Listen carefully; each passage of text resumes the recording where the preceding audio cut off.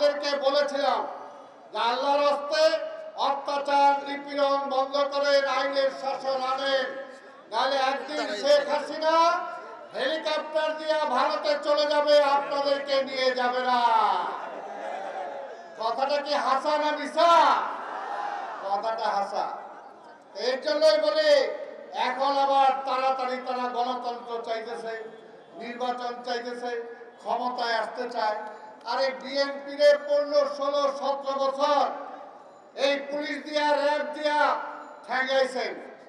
আল্লাহর রাস্তে একটু ধৈর্য ধরেন, আসেন দেশে আসেন। বেগম খালেদা জিয়ারে যে কারাগারে রাখছিলেন ওইটা আমরা ধুইয়া মুইসা ঠিক করে রাখছি।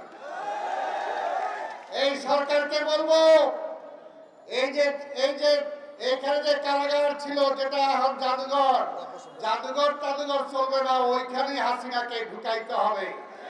বেগম খালেদা জিয়াকে যে রুমে রাখছিলেন সেই রুমে শেখ হাসিনাকে রাখতে হবে। এত কেন কারেন্ট কিসের কেয়ারগঞ্জ? এই পুরানো জেলায় এইখানে রাখতে হবে।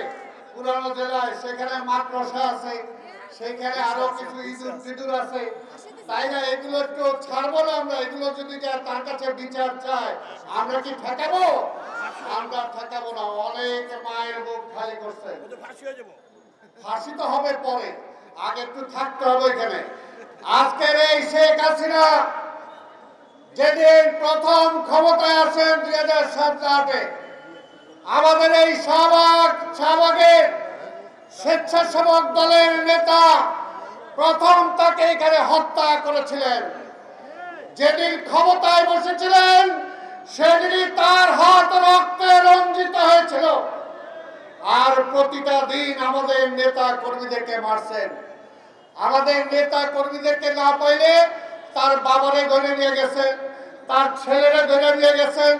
এই যে কয়েকদিন আগে শেখ হাসিনা বিদায়ের আগে বরকতুল্লাহ বুলুরে পায় নাই, তার বাড়িতে যা তার ছেলে সন্তানকে ধরে নিয়ে তাকে রিমাইন্ডে নিয়ে অত্যাচার করছে। এই রাখো বাবা, অনেকটাই ঢুকাইছে। কত জনের নাম বলবো?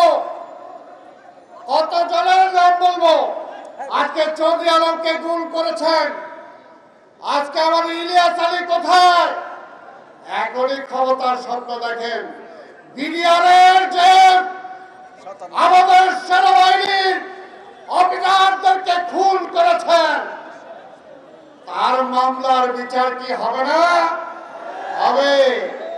আজকে সারা বাংলাদেশে যে খুন করেছেন, প্রত্যেকটা খুনের 1 নম্বর আসামি হলো শেখ হাসিনা।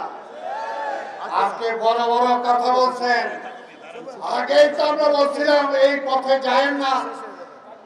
1 সপ্তাহ আগে এখানে তারা বলছিলাম এখনো সময় আছে, বেগম খালেদা জিয়ারে ছাড়েন, তার হাতে পায়ে ধইরা একটা নির্বাচন দেন, তারপরে যদি নির্বাচনে যেতেন পরে দেখা যাবে। কথা তো শুনেন নাই, এখন কেন আবার চান?